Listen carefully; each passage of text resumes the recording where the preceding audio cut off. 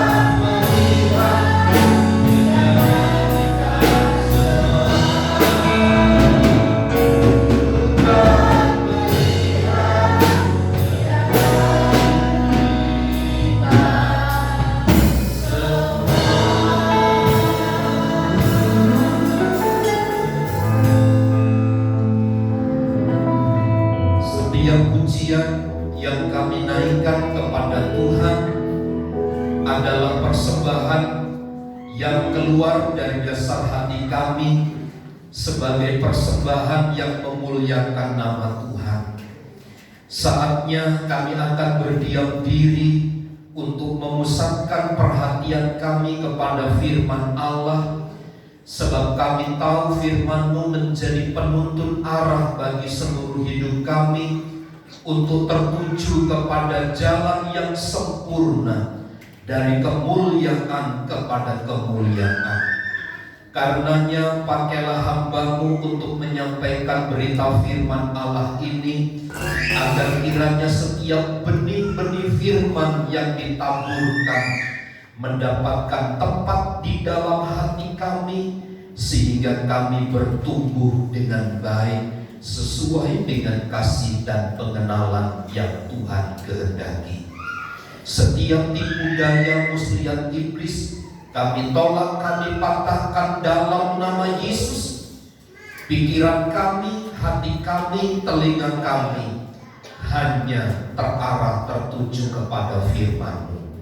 Kami siap diberkati di dalam dan demi nama Yesus. Setiap kita yang siap diberkati bersama katakan amin. Silahkan duduk Bapak Ibu saudara sekalian.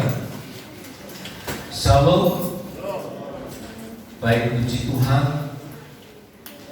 Kiranya Tuhan memberkati kita sekalian dan mendengar firman Allah dengan baik, sehingga kita memiliki satu pengertian, pemahaman yang komprehensif tentunya, sehingga setiap benih firman Allah itu bertumbuh dengan baik di dalam hidup kita.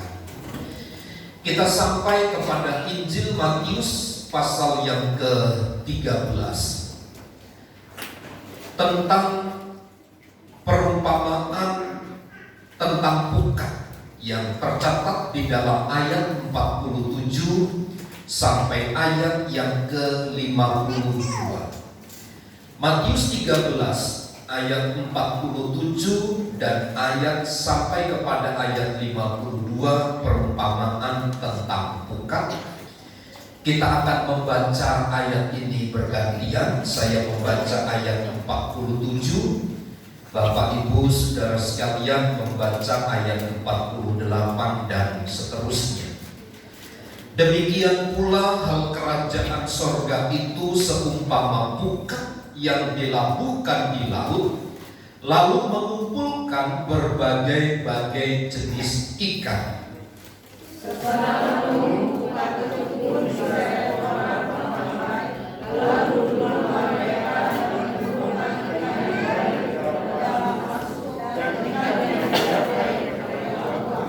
Demikianlah juga pada akhir zaman, malaikat-malaikat akan datang memisahkan orang jahat dari orang benar, lalu mencampakkan orang jahat ke dalam batu api. Di sana akan dapat. Mengertikah kamu semuanya itu? Mereka menjawab, ya, kami mengerti. Maka berkata Yesus kepada mereka, karena itu setiap kali orang yang menerima pelajaran seumpama buah bunga yang mengeluarkan air yang baru dan yang lama dari pendaratan. Puji Tuhan. Pukat itu adalah sebuah alat penangkap ikan. Sebagian besar para murid adalah para nelayan. Dan ketika Tuhan Yesus mengangkat satu perumpamaan tentang pukat atau alat penangkap ikan ini, tentu sebagian besar di antara murid pasti tahu, pasti mengerti bahwa itu adalah alat yang dipakai sehari-hari oleh mereka. Jadi menurut saya tidak ada satupun di antara murid yang tidak mengerti tentang cara kerja pukat. Sebab adalah keseharian mereka untuk melihat memakai benda ini. Nah, biasanya para murid mempergunakan pukat itu untuk menangkap ikan. Dan memang seperti inilah selayaknya dipergunakan pukat itu. Adalah merupakan Danau Galilea yang sering kali, yang acap kali mereka pakai untuk menerapkan pukat itu untuk menangkap ikan. Karena kalau kita membaca literatur, maka ikan yang ada di Galilea itu adalah ikan-ikan yang baik, ikan-ikan yang harganya mahal, yang kebanyakan orang, sebagian besar wilayah itu memerlukan hasil daripada tempat itu. Sehingga menurut saya, ketika Tuhan Yesus berbicara tentang pukat, mereka cukup mengerti. Mereka paham betul, sehingga di dalam ayat yang kita baca ketika Tuhan bertanya, ayat 51, mengertikah kamu semuanya itu? Mereka menjawab secara serentak dalam terjemahan yang lain bersama-sama, ya kami mengerti. Jadi ini adalah satu-satunya perumpamaan di mana audien yang mendengar itu semua sepakat, semua mengetahui, dan semua memahami. Nah, kalau Bapak Ibu Saudara membaca tentang keterangan pukat ini, bisa sepanjang 100 meter panjangnya alat ini penangkap ikan ini, dengan juga ketinggian sekitar kurang lebih 2 meter.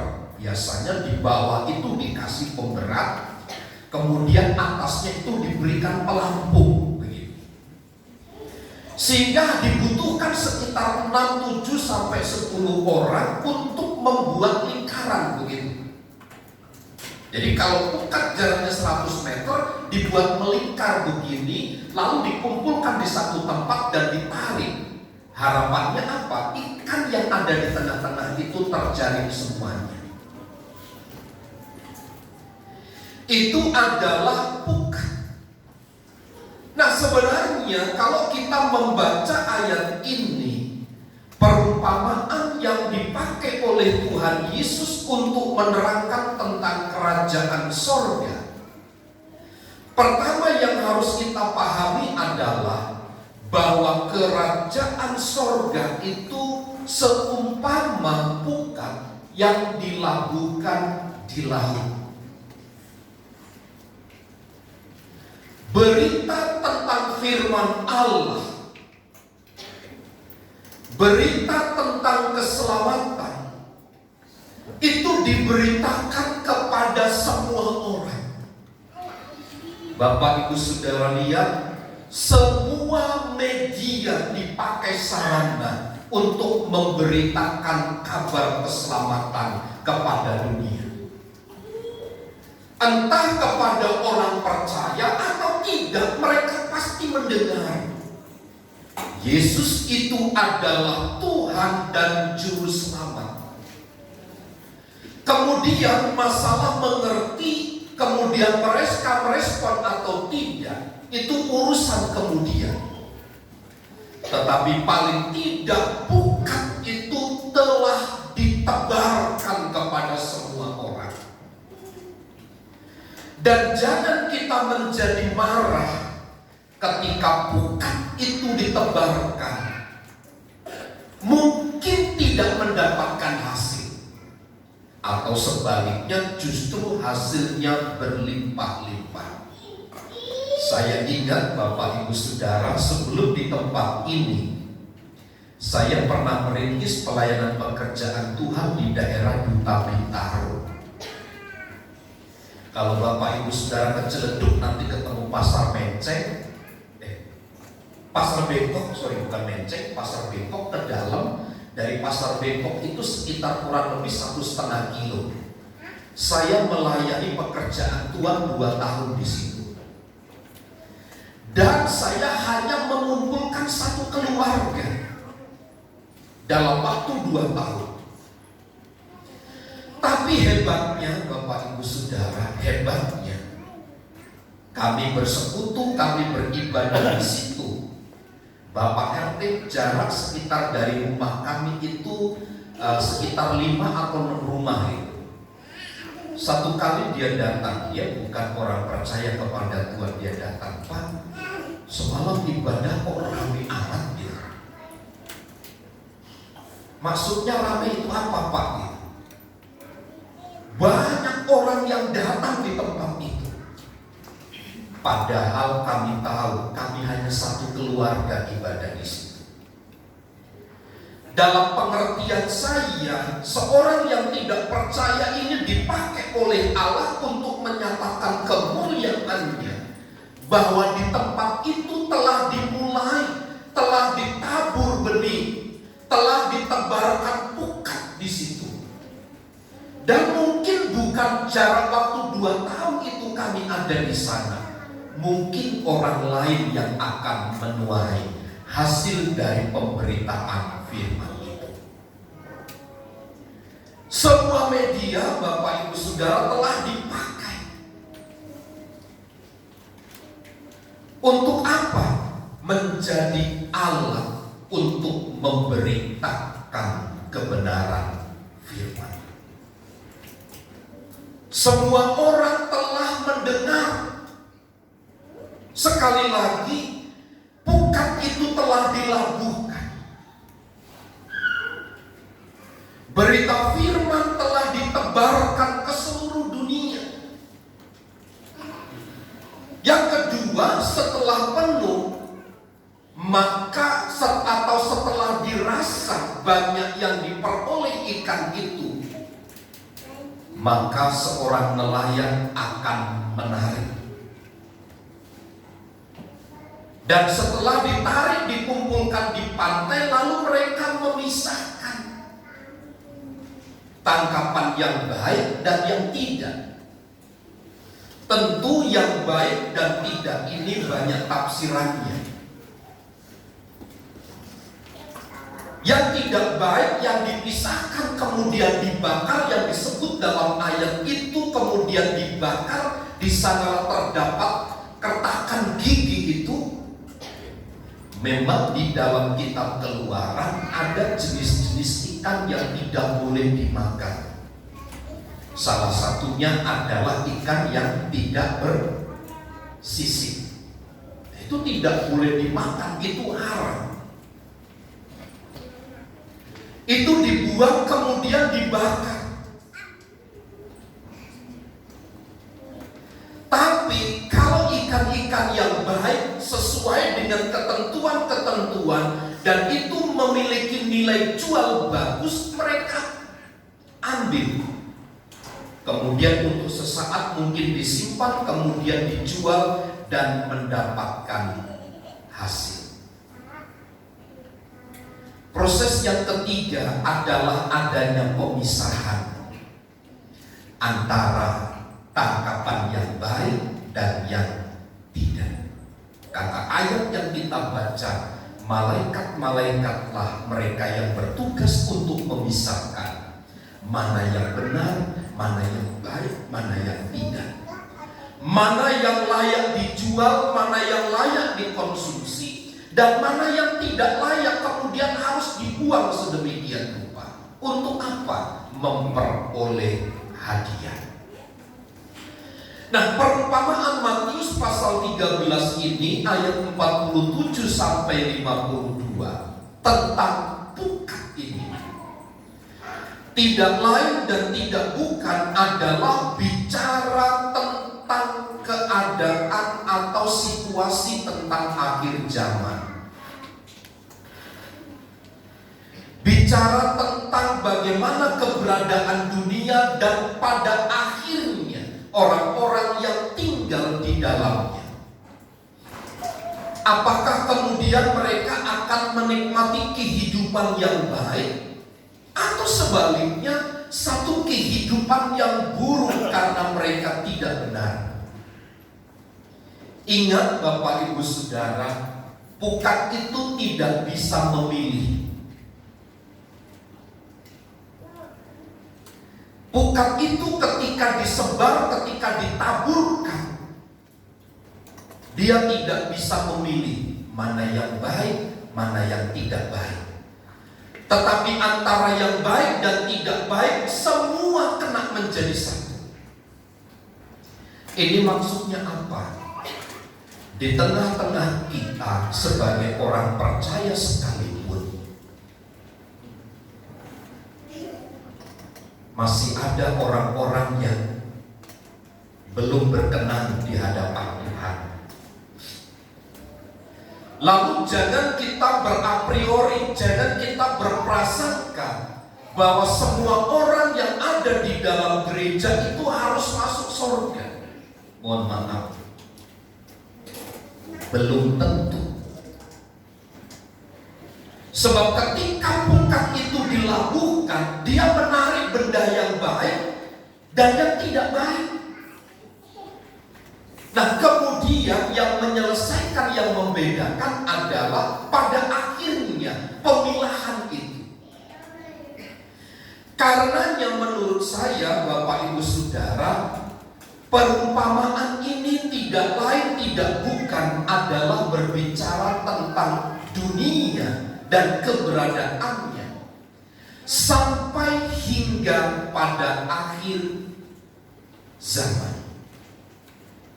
Seperti seorang nelayan yang menabur pukat itu, kemudian mengumpulkan hasilnya dan dipilah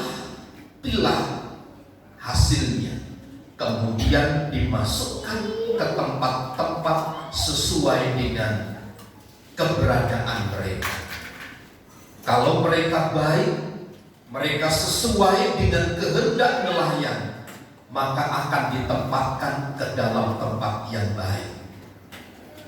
Tetapi ketika dirasa nelayan itu menganggap hasil tangkapannya tidak baik, juga dipilah, dipisahkan di antara yang baik, tetapi yang tidak baik itu pada akhirnya akan dibuang. Bisa saja Bapak Ibu Saudara, tangkapan yang tidak baik itu masuk terjebak oleh pukat karena keterpaksaan. Sebab Bapak Ibu Saudara, ada anak-anak Tuhan ketika ditanya kenapa ikut Tuhan, kenapa pergi beribadah, kenapa pergi ke gereja, alasannya klasik, alasannya sederhana. Karena saya disuruh orang tua. Karena kalau saya tidak ke gereja, saya tidak mendapatkan jajan. Kalau saya tidak ke gereja, saya tidak bisa sekolah, karena mungkin gereja yang membiayai. Kalau saya tidak ke gereja, maka saya tidak makan, karena gereja yang memberi makan. Ini adalah contoh dari tangkapan-tangkapan yang tidak baik.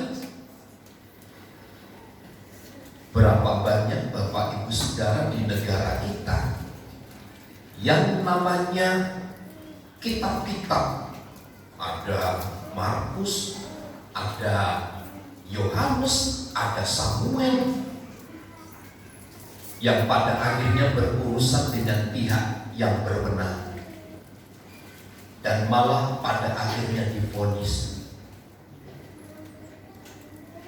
Kalau kita bicara tentang pengalaman hidup, berapa banyak di antara kita justru ditipu oleh orang-orang seiman. Kita berbisnis, kita bekerja, kita ditipu. Saya juga punya pengalaman untuk hal itu, tetapi menjadi pelajaran yang berharga. Saya mau menolong orang lain untuk menyelesaikan masalah, tapi justru saya yang dimakan.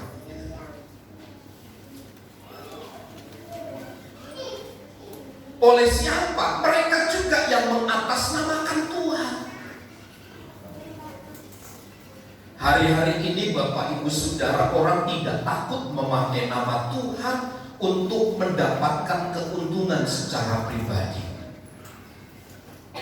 Mengerikan, dan itu masuk dalam ranah gereja hari-hari ini. Makan sesama itu sudah tidak menjadi sesuatu yang tabu.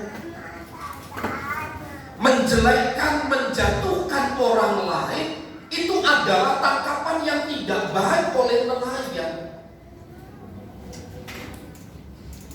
Itulah sebabnya menurut saya menjadi penting bagi kita bersama. Dan saya berharap jemaat Tuhan di tempat ini adalah merupakan atau presentasi dari sebuah tangkapan yang baik, yang kemudian dikumpulkan dan dimasukkan ke dalam kebahagiaan tuannya itu.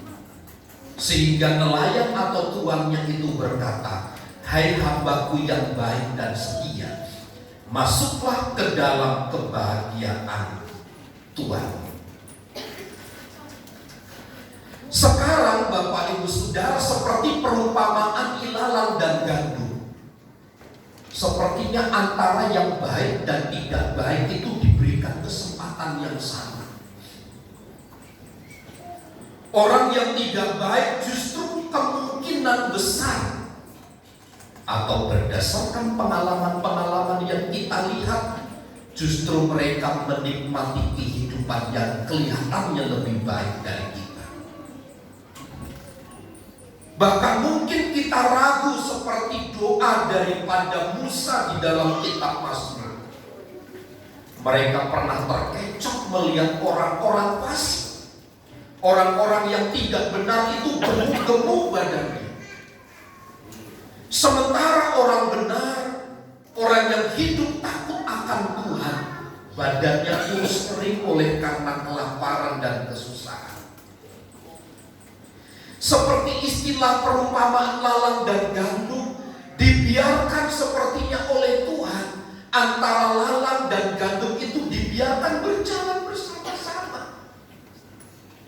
Padahal kita mengeluh, kita cemburu ilahi kepada Tuhan melihat karyanya kepada orang-orang yang demikian. Bukankah sering kita bertanya, kenapa orang jahat itu sepertinya hidupnya baik, malah diberikan umur panjang. Sehingga ada sebagian orang berkomitmen berkata, lebih baik jadi orang jahat saja. Kenapa orang jahat umurnya panjang? Keadaannya baik. Ketika berbisnis mereka cepat menghasilkan sesuatu. Bahkan mungkin kita berkata orang benar, yang setia beribadah kepada Tuhan. Lihat tetangga saya orangnya baik, tinggal di dalam kebenaran, hidupnya sengsara, cepat mati lagi. Nah, hari ini kita diperhadapkan pada situasi yang demikian, sulit membedakan. Tetapi Bapak Ibu Saudara, sekali lagi saya akan sampaikan berdasarkan kebenaran ini. Satu kali kelak pukat itu pasti akan ditarik. Satu kali kelak antara yang baik dan benar itu pasti akan dipisahkan. Hari ini mungkin kita mengeluh Bapak Ibu, berat rasanya menjalani hidup ini, apalagi untuk tinggal di dalam kebenaran. Kalau Bapak Ibu Saudara mengikuti renungan 5 menit yang saya sampaikan setiap pagi, bukankah kita sampai kepada titik bagaimana kita harus mengelola kehidupan ini supaya tidak serupa dengan dunia, tetapi kita menjadi berbeda dengan mereka. Kita ini punya warna yang berbeda. Kita tidak boleh sama dengan dunia. Sebab apa? Kita tidak tahu kapan sang empunya pukat itu menarik pukatnya. Jangan kita terlena dengan keadaan, dengan sikap hidup yang kita bangun hari-hari ini. Mungkin berdasarkan kemampuan, berdasarkan kapasitas, berdasarkan kekuatan kita. Tapi akan ada masa waktu sang pemilik pukat itu akan menarik, mengumpulkan. Akan terjadi satu pemisahan. Yang baik ditempatkan kepada yang baik, yang jahat, yang tidak baik akan dibuang dan mereka akan dihakimi. Itulah sebabnya Bapak Ibu Saudara, bagian ini harus kita perhatikan dengan baik. Cerita ini, kisah ini berkaitan erat dengan kehidupan kita. Jangan kita terlena dengan apa yang kita kerjakan di dalam dunia ini. Sekali lagi akan ada waktunya kita dipisahkan satu dengan yang lain. Karena pemisahan ini yang bisa membedakan adalah sang nelayan itu sendiri. Tuhan sang pemilik firman itu yang bisa membedakan. Jangan sampai nanti muncul pertanyaan seperti dalam Injil Matius pasal 7. Aku sudah melakukan ini Tuhan. Aku sudah berpuasa. Aku melakukan ini, melakukan itu dan seterusnya. Aku melakukan mujizat demi nama-Mu. Aku banyak melakukan perkara besar karena nama Yesus.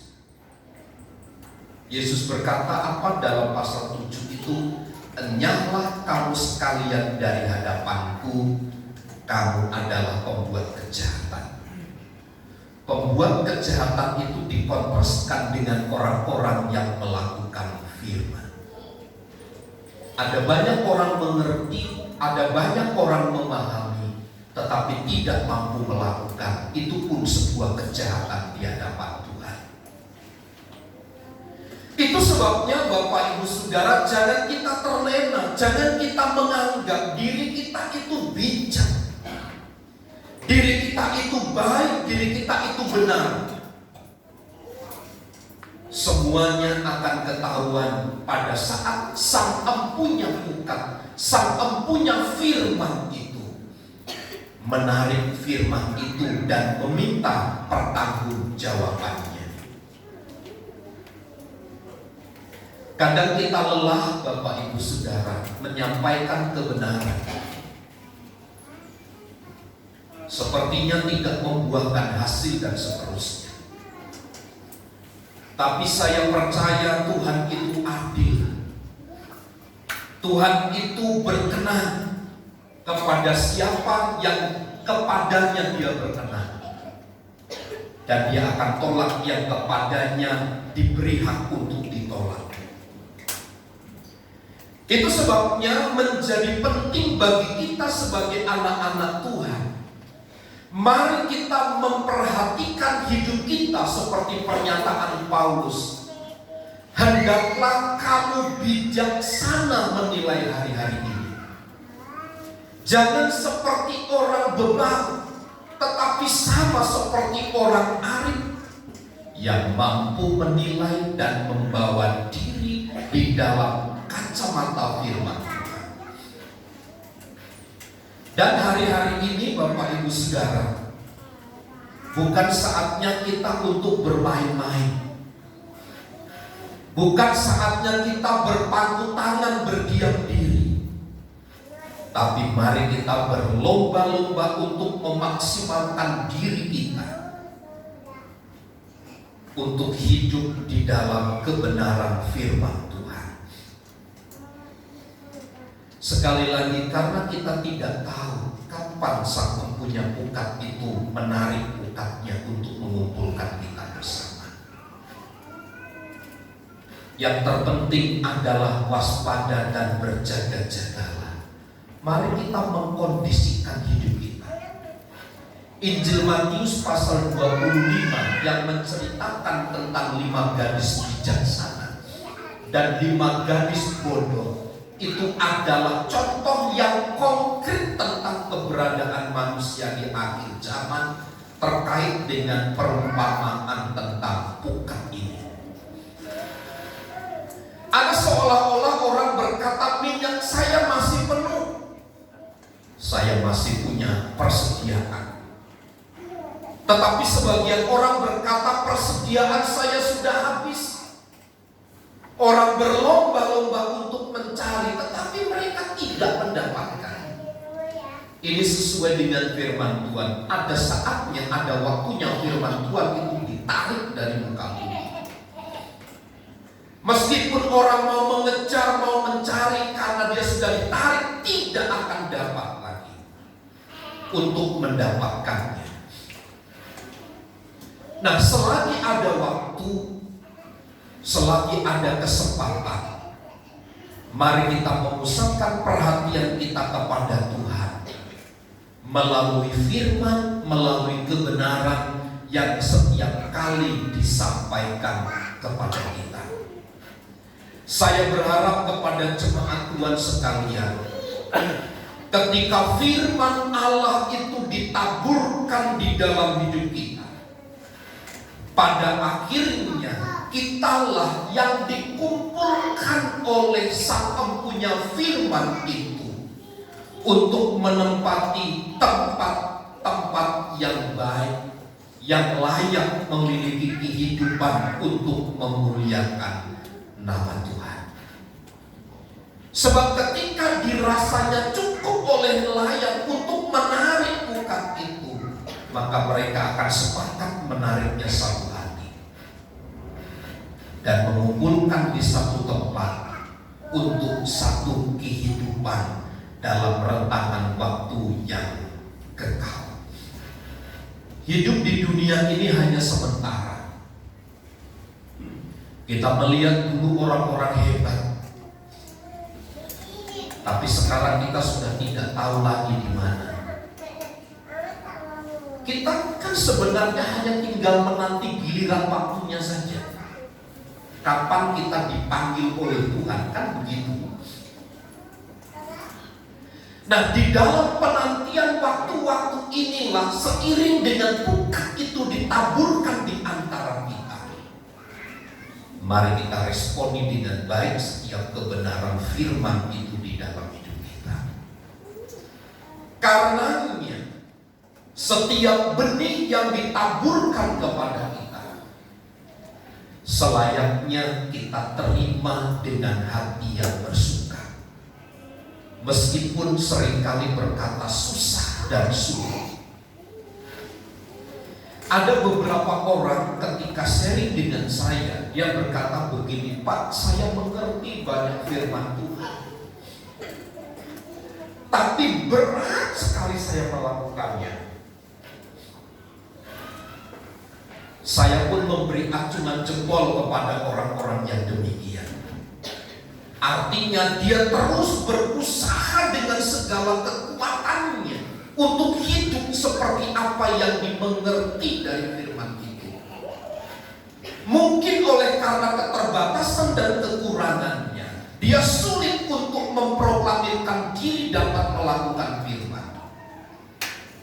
Ketimbang orang-orang yang berkata, aku sudah lakukan A, aku sudah lakukan B, sejak dari masa mudaku aku sudah lakukan itu. Tapi akhirnya akan berujung kepada satu kekecewaan demi kekecewaan. Bapak Ibu Saudara, saya sampaikan kebenaran ini agar kita waspada, agar kita bijaksana melihat hari-hari ini. Jangan sampai kita terlena oleh keadaan dunia sekarang ini. Tadi malam saya sampaikan kepada anak-anak muda bahwa kita ini sebagian besar pada generasi kita hari ini, kita itu memiliki ketergantungan yang secara tidak sadar memang disetting demikian oleh kecanggihan alat-alat komunikasi.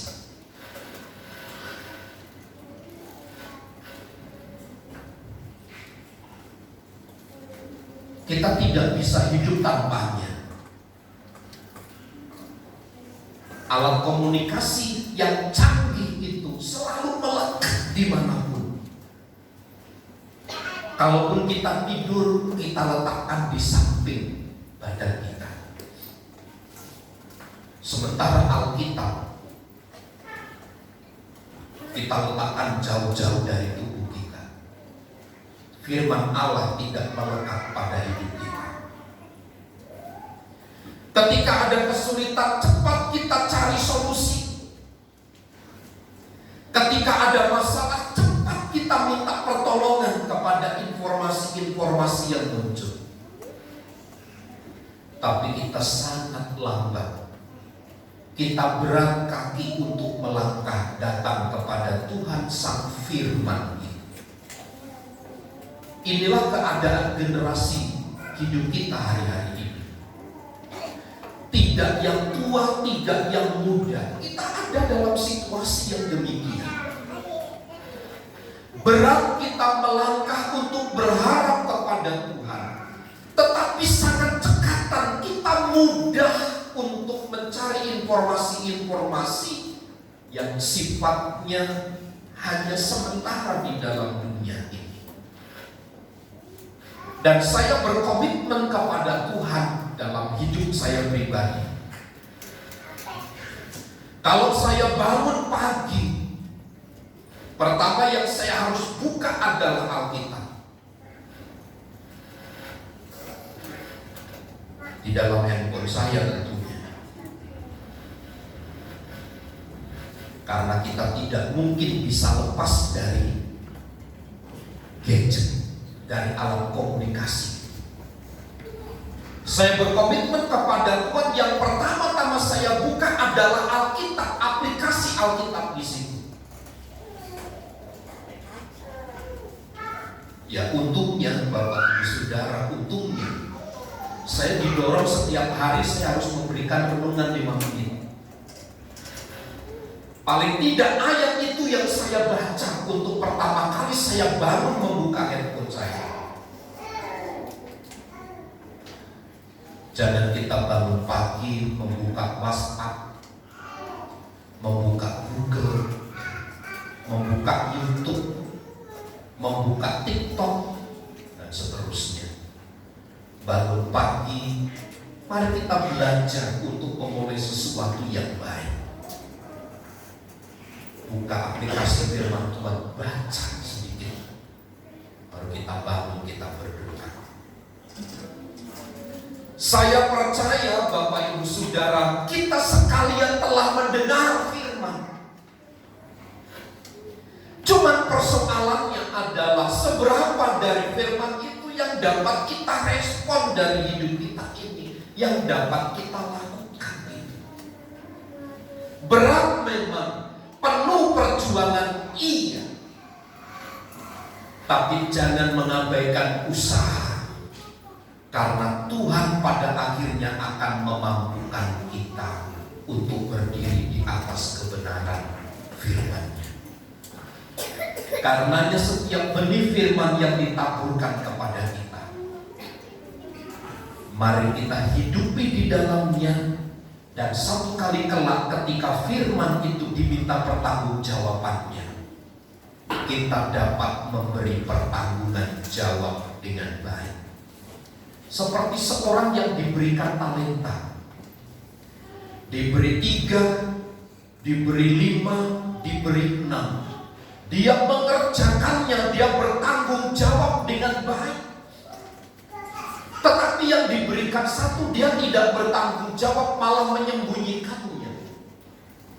Pertanyaan besar yang muncul dari kisah itu, siapa yang mendapatkan respon baik dari Tuhan Yesus?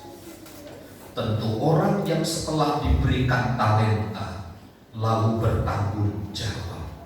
Bertanggung jawab maksud saya adalah dia melakukan dan mengembangkan dari apa yang dipercayakan itu.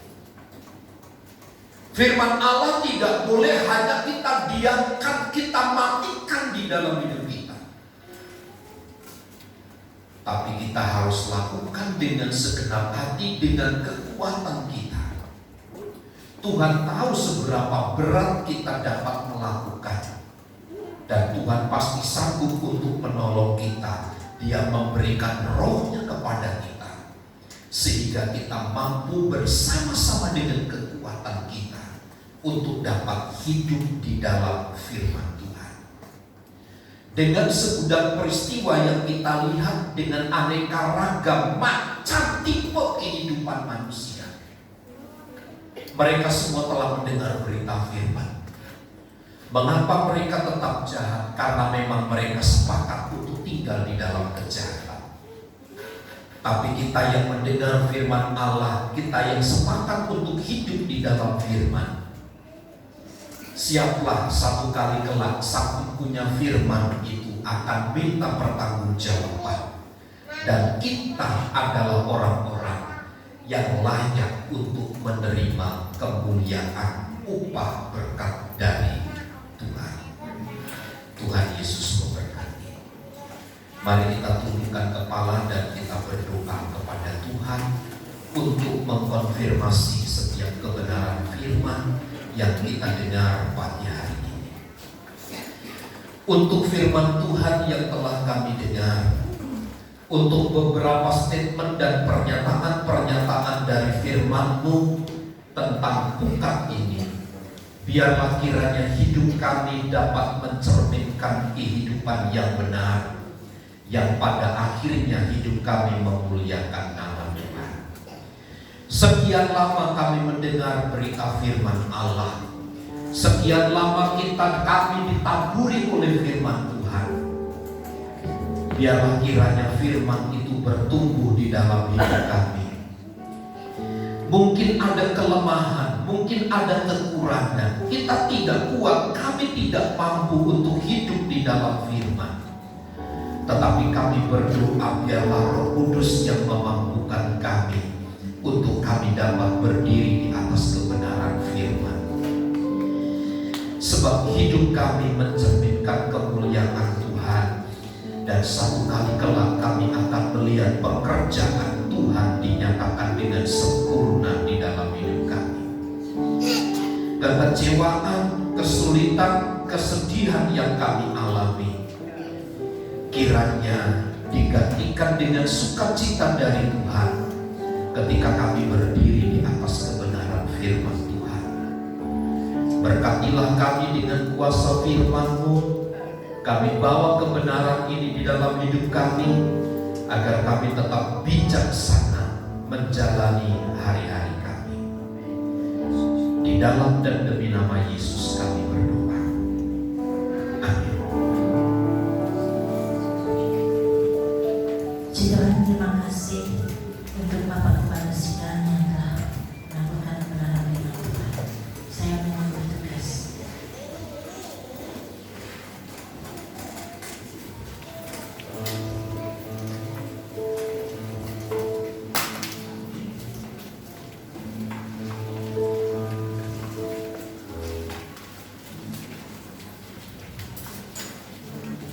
Kita kembali bersatu di dalam doa. Terima kasih Bapa, terima kasih Yesus.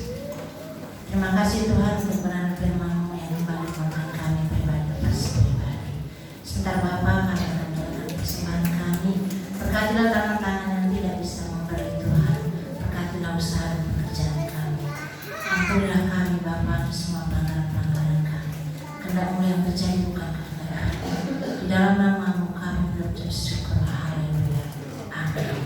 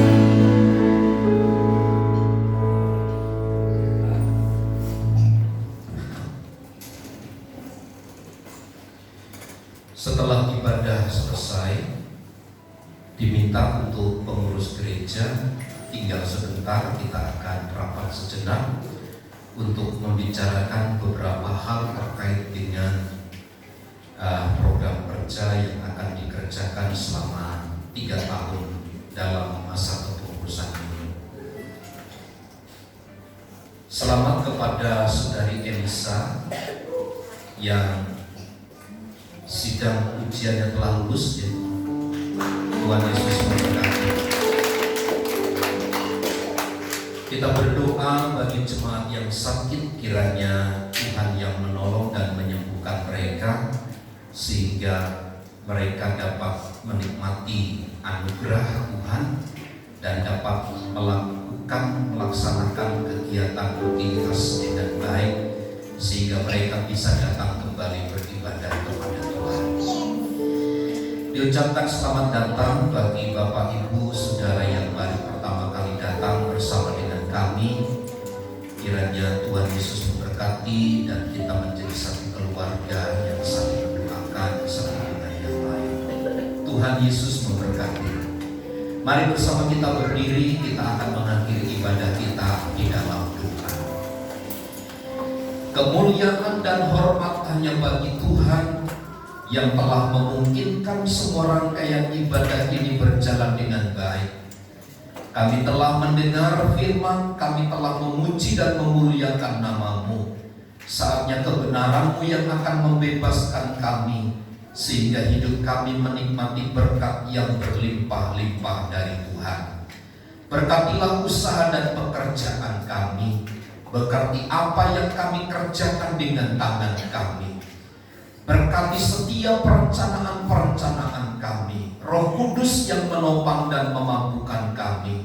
Engkau menjaga, melindungi kami. Bahkan Engkau memelihara kami seperti biji mata-Mu, dan Engkau menempatkan kami di dalam kemuliaan Tuhan. Jauhkan kami dari segala mara bahaya dan malapetaka. Kiranya kemuliaan Tuhan yang menaungi kami sekalian. Kami berdoa bagi Saudara Immanuel yang akan mengikuti studi tour ke Bandung. Tuhan berkati perjalanannya, pulang pergi dengan selamat. Dan terima kasih untuk Elisa yang telah menyelesaikan semua ujian dengan baik. Terima kasih buat anak Benyamin, Tuhan sudah tolong pulihkan dengan sempurna. Tuhan yang mengerjakannya dengan sempurna. Hamba berdoa bagi Ibu Lisinio atau emak Tuhan yang mungkin masih kurang sehat hari ini. Hamba berdoa Tuhan jamah pulihkan dalam nama Yesus. Oleh kasih kuasa dan kemurahan Tuhan, emak dapat mengalami pertolongan dan anugerah Tuhan. Engkau sembuhkan Bapak Galingin bagian telinga yang sakit. Tuhan sembuhkan dalam nama Yesus. Berkati Ibu Galingin, berikan kesehatan kekuatan yang baru dari Engkau. Berkati Saudari Luciana Soyong Tuhan. Hamba mohon belas kasihan-Mu, anugerah-Mu dinyatakan atas hidupnya. Bilur-bilur-Mu mengalir atas hidupnya, yang menyembuhkan, memberi kesembuhan dengan sempurna. Dan setiap umat-umat-Mu yang hadir, biarlah kami bersama diberkati oleh Tuhan dengan berlimpah. Berkatilah gereja-Mu di tempat ini, di mana kami rindu untuk memperluas ruangan ibadah. Kerinduan kami untuk membangun sebuah gereja, Tuhan tolong Engkau menyediakan semua bagi kami. Berkatilah bangsa dan negara kami dari pusat sampai daerah. Gereja-gereja Tuhan yang melaksanakan ibadah, berkati mereka. Kemuliaan dan hormat bagi Tuhan. Dalam nama Yesus kami berdoa. Mari saudaraku, angkat tanganmu dan terimalah berkat Tuhan. Tuhan memberkati dan melindungi engkau. Tuhan menyinari engkau dengan wajah-Nya dan memberi engkau kasih karunia. Tuhan menghadapkan wajah-Nya kepadamu dan memberi engkau damai sejahtera. Kiranya kasih karunia Tuhan Yesus Kristus dan kasih Allah serta persekutuan Roh Kudus menyertai kita sekalian saat ini dan sampai selama-lamanya. Kami terima segala berkat Tuhan di dalam nama Tuhan Yesus Kristus. Kita semua yang percaya dan diberkati bersama katakan amin. Bapa, terima kasih.